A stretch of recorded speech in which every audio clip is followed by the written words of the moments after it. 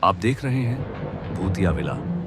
दोस्तों, अगर आप चैनल पर नए हैं तो चैनल को सब्सक्राइब जरूर कर लें और साथ ही वीडियो को लाइक करके नीचे कमेंट बॉक्स में अपनी राय जरूर दें ताकि हम आपके लिए ऐसी ही भूतिया घटना और ला सके। तो चलिए बढ़ते हैं आज की कहानी की ओर। दोस्तों, मेरा नाम किशोर है। वैसे तो आज मैं एक छोटा सा प्राइवेट मॉल चलाता हूं, पर करीबन 7 साल पहले मैं एक सरकारी स्कूल का टीचर हुआ करता था। पर मैंने वो सरकारी नौकरी महज 2 सालों में ही छोड़ दी, जिसका कारण था उसी स्कूल में पढ़ने वाला एक 6 साल का लड़का जिसका नाम था अनुज। आखिर अनुज की वजह से मुझे अपनी सरकारी नौकरी क्यों छोड़नी पड़ी, यह जानने के लिए स्टोरी में अंत तक बने रहिए। दरअसल जब मेरी टीचर की नौकरी लगी थी तो मेरी पहली पोस्टिंग उज्जैन के एक छोटे से गांव के प्राथमिक यानी कि प्राइमरी स्कूल में हुई और वह मेरा पहला साल था और मुझे क्लास ए का बी सेक्शन दिया गया था, जिसमें उस वक्त सिर्फ 30 बच्चे थे, 13 लड़कियां और 17 लड़के, और इन्हीं लड़कों में से एक था अनुज। पहली बार जब मैं अनुज से मिला तो उसे देखते ही मैं डर गया। दरअसल जब मैं क्लासरूम में दाखिल हुआ तो सीधे मेरी नजर अनुज पर गई, जो क्लासरूम के कोने में बैठा हुआ था। उसका चेहरा किसी लाल चीज से रंगा हुआ था और उसके दोनों हाथ आटे के जैसे सफेद थे। अभी मेरी नजरें अनुज पर ही थीं कि तभी एक बच्ची अपनी सीट से उठी और मेरे पर हंसते हुए बोली, अरे डरो मत सर, अनुज आपको कुछ नहीं करेगा सर, बस आप इसे कभी डांटना मत। इतना बोलकर वह अपनी सीट पर बैठ गई। उस बच्ची के इतना बताने के बाद मैं समझ गया कि वो लड़का भी एक स्टूडेंट है, पर वो ऐसा क्यों है? खैर, इस सवाल का जवाब मुझे उस वक्त तो नहीं मिला, पर क्लास के दौरान मैंने नोटिस किया कि वो बच्चा काफी डरा हुआ है, यहां तक कि वो किसी की तरफ सर उठाकर भी देख नहीं रहा था। वहीं बाकी के बच्चे भी उससे काफी दूर दूर बैठे हुए हैं। इसी बीच जब लंच का ब्रेक हुआ तो स्टाफ रूम में मेरी मुलाकात एक दूसरे टीचर से हुई, जो सेक्शन ए का क्लास टीचर था। उस टीचर को जैसे ही मालूम चला कि मैं सेक्शन बी का नया क्लास टीचर हूं तो उसने मेरा हाथ पकड़ा और स्टाफ रूम के कोने में ले जाते हुए बड़ी धीमी आवाज में बोला, तुम अनुज से जरा संभल कर रहना, उसे ज्यादा तंग मत करना, नहीं तो तुम्हारा भी गोपाल सर जैसा हाल हो जाएगा। अभी वो टीचर अनुज के बारे में बता ही रहा था कि इसी बीच एक लेडी टीचर ने हमारी ओर घूर कर देखा।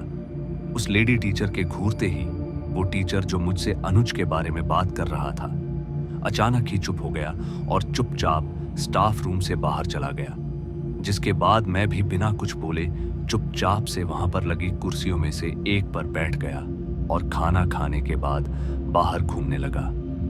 पर अब तक मेरे मन में अनुज को लेकर कई सवाल घूमने लगे थे। आखिर उस बच्चे का मुंह लाल रंग से क्यों पोता हुआ है? और तो और कोई टीचर उस बच्चे से बात नहीं करना चाहता था। खैर, इन सब सवालों के साथ ही मेरी क्लास चलती रही, पर मेरे 1000 कोशिश करने के बाद भी अनुज नहीं बदला, बल्कि वह वैसा का वैसा ही रहा और मैं चाह के भी जरा भी उसका ध्यान अपनी ओर नहीं खींच पाया। फिर इसी बीच जब सालाना परीक्षा का परिणाम आया तो अनुज ने तीनों सेक्शन में टॉप किया। जहां मैं अनुज के लिए बहुत खुश था तो वहीं अनुज अभी भी क्लास में वैसा ही था, डरा सहमा।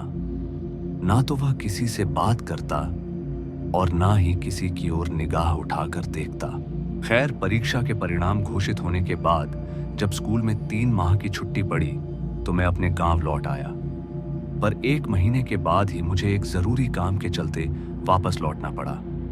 जिस रोज मैं वापस लौटा उसी रोज रास्ते में मुझे अनुज दिखा, पर वह अकेला नहीं था, उसके साथ एक लड़की भी थी। अनुज पर नजर पड़ते ही मैं अनुज को आवाज देते हुए बोला, अरे अनुज, कैसे हो तुम? मेरे आवाज देते ही अनुज एकदम से सहम गया और उस लड़की के पीछे छुप गया। अभी मैं उसकी तरफ बढ़ ही रहा था कि तभी वह लड़की मेरा नाम लेते हुए बोली, किशोर सर नमस्ते। उस लड़की के नमस्ते बोलते ही मैंने भी सर हिलाकर हेलो कहा। अभी मैं उस लड़की से कुछ पूछता कि इतने में ही वह लड़की बोली, मैं रवीना हूं, अनुज की बड़ी बहन, आपको पता है सर, यह जब भी स्कूल से घर आता है तो यह घंटों तक आप ही की बात करता है, और हाँ, कल इसका जन्मदिन भी है, आप जरूर आना, इसे बहुत अच्छा लगेगा। इतना बोलकर वो लड़की यानी अनुज की बड़ी बहन रवीना और अनुज वहां से चले गए। उनके जाने के बाद मुझे ध्यान आया कि मुझे यह तो पता ही नहीं कि अनुज कहाँ रहता है। ऐसे में बिना एड्रेस के मैं उसके घर कैसे जाता। खैर, उस वक्त तो मैं अपने रूम पर आ गया और रूम पर आने के बाद मेरा ध्यान अपने काम में लग गया। फिर अगली रात जब मैं खाना बनाने की तैयारी कर रहा था तो किसी ने मुझे बाहर से पुकारते हुए कहा, किशोर सर जरा बाहर आइए। वो आवाज सुनते ही जब मैं रूम से बाहर आया तो मैंने पाया कि सामने रवीना खड़ी है। इससे पहले मैं रवीना से कुछ पूछता कि उसने कहा, आप भूल गए क्या, आज अनुज का जन्मदिन है, चलिए वह आपका वेट कर रहा है। रवीना के यह कहते ही मैं फौरन ही तैयार हुआ और उसके साथ निकल पड़ा। फिर जब मैं रवीना के साथ उसके घर पहुंचा तो मैंने पाया कि उसका घर एकांत में है, मतलब कि उसके घर के आसपास कोई दूसरा घर ही नहीं था। यहां तक कि वहां पर लाइट भी नहीं थी, यहां तक कि वहां किसी तरह का शोरगुल भी मौजूद नहीं था, जैसा कि आमतौर पर बर्थडे पार्टीज में होता है। अभी मैं रवीना से इस बारे में कुछ पूछता कि तभी एक औरत कुर्सी लिए बाहर आई और घर के बाहर वह कुर्सी रखते हुए बोली, बैठिए सर, कुर्सी पर खड़े क्यों हो। इसी बीच रवीना भी घर के भीतर चली गई और मैं चुपचाप से उस कुर्सी पर जाकर बैठ गया। मेरे कुर्सी पर 15 मिनट बैठने के बाद रवीना और अनुज घर से बाहर आए। अभी मैं अनुज को जन्मदिन विश करता कि तभी रवीना ने मुझे इशारे से चुप रहने को कहा। रवीना का इशारा समझते ही मैं रुक गया।